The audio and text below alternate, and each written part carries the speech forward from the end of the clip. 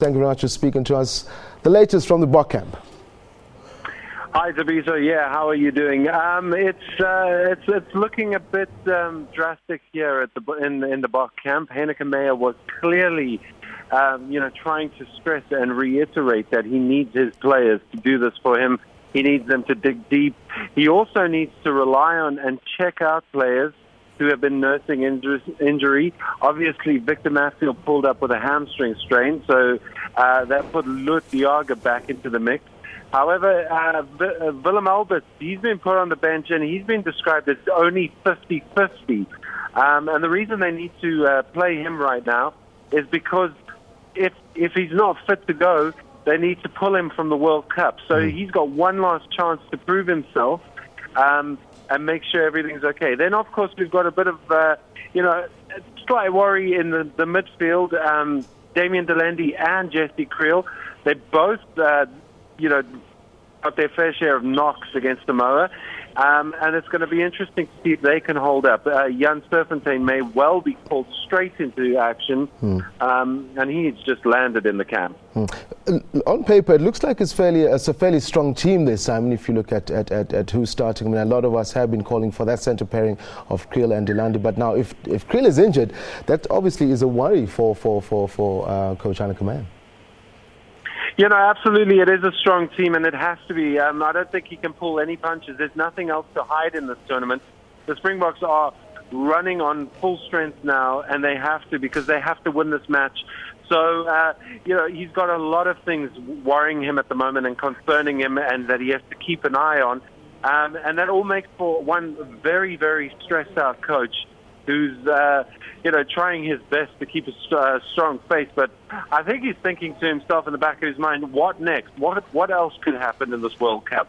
Because we've only just made it to the third match, and already we're on, full strength. There's nothing left to hide. Any other opposition can see exactly what the Burke game plan is going to be. Do you think that the Samoan match might have taken the sting out of a possible Springbok semi-final, if I can put it that way? Because Scotland are not going to be walkovers. I mean, Wales showed that against England that this is anyone's World Cup. Well, under Vern Carter, the New Zealander, Scotland seemed to be a completely different unit, and nothing that we've played against in the past couple of years when we have played Scotland. They're absolutely phenomenal at the breakdown. They get the quick ball.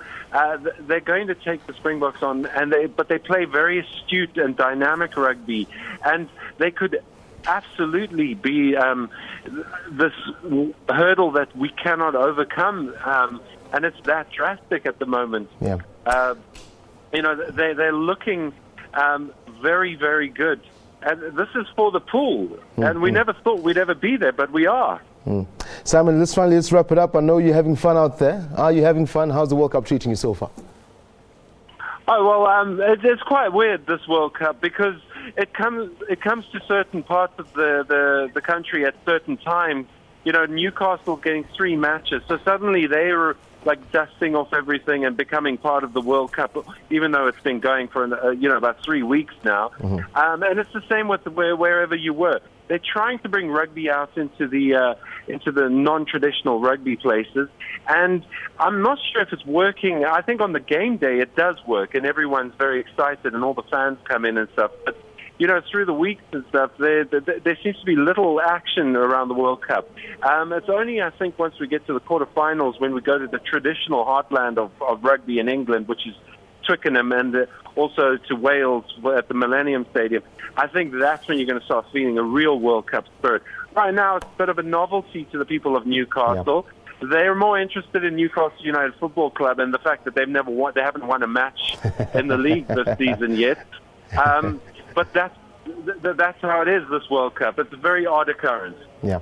Simon Burke, SABC News senior sports reporter, speaking to us from Newcastle. Thank you very much indeed. We'll catch up with you a bit later on the week. Well, Twitter, of course, goes buck wild when any, news of Springboks come through. And Fourie du Preez being named captain obviously drew a lot of attention. Let's take a quick look at what you at home had to say as far as that's concerned. We'll take the first one from Dan Retief. Dan says, Burke needs, in fact, we speak about rugby in general. He says, Burke needs to tie Scotland down on Saturday. No out and fetches with real pace rather in starting 15 and no speed to come off the bench. Yeah, pretty Dan Retief, I think he's a bit worried there. Fourie du Preez as captain is the best decision Heineke May has made in a long time. I think he stumbled upon his best team. Mohamed Sidat speaking about that appointment. At Skosan 14, congratulations to Fourie on being selected as captain of the Springboks. Army Couple of H says Fourie du Preez is an inspired choice for Springbok captain, a surefire way to breathe some fresh energy and form into the aging player.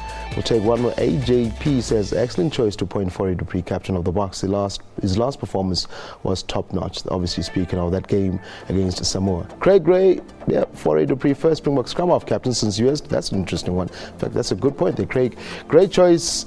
Eyes in the head, fire in the heart. CV says that's a solid looking Springboks team. If everyone hits form, it should be crunchy game. Solid bench too, with Alberts as well as Peter Steff to toy.